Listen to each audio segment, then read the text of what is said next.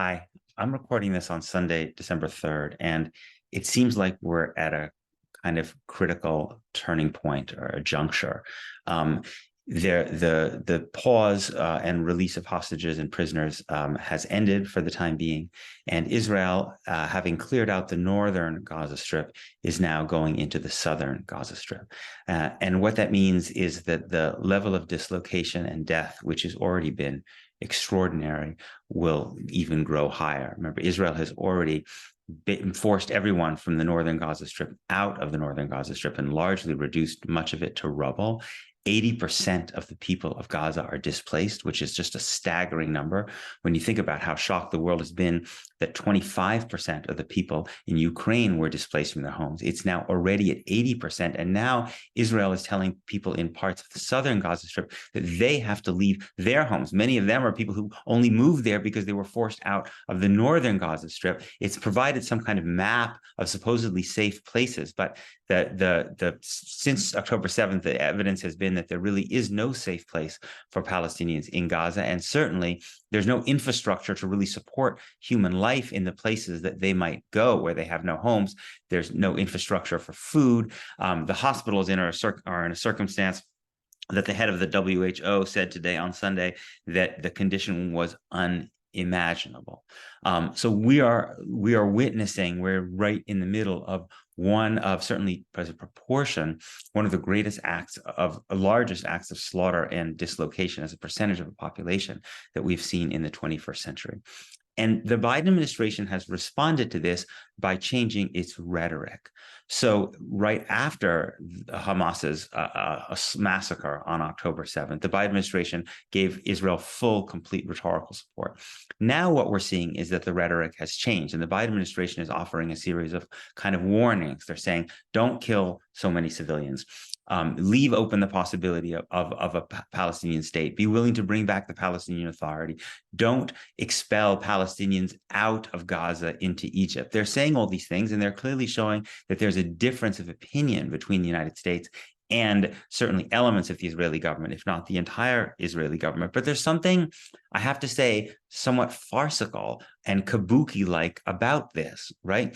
Because the Biden administration is making a series of statements about what it wants Israel to do and not do. And yet Biden himself has been very clear since he was a candidate that American aid to Israel is unconditional.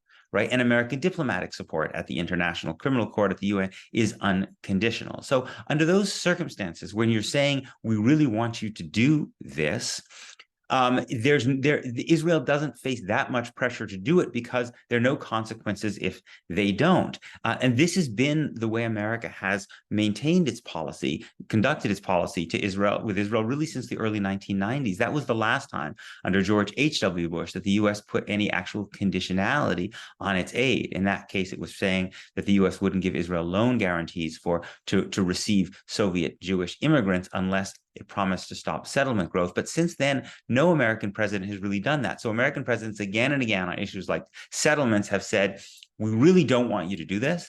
And Israel has just continued to do it, especially under Benjamin Netanyahu, who is something of kind of a master at basically blowing off American presidents of both parties. He famously said years ago, was caught on tape saying that America is a very easy thing to move.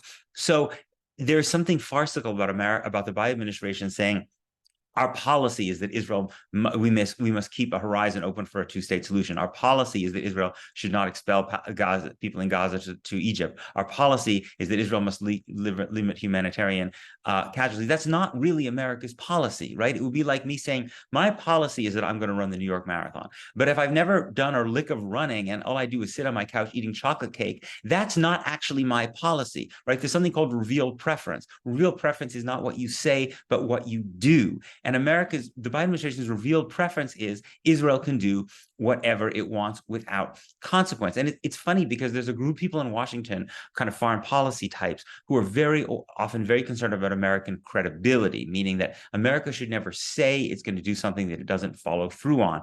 Those are the kind of people who got really upset when Barack Obama, you may remember, said that it would be a red line if the Syrians used chemical weapons. And then when they used chemical weapons, America didn't take military action. So they said Obama lost his credibility. Well, what does it do to American credibility, including Biden's credibility, to be continually saying you want Israel to do things, and then when Israel doesn't do them, you just basically shrug, right?